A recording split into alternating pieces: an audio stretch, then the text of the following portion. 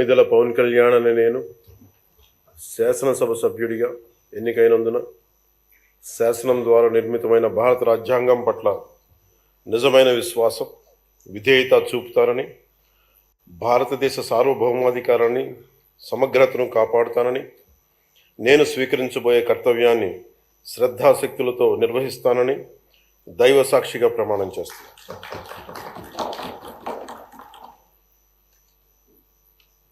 కొణిదెల పవన్ కళ్యాణ్ అని నేను ఆంధ్రప్రదేశ్ శాసనసభ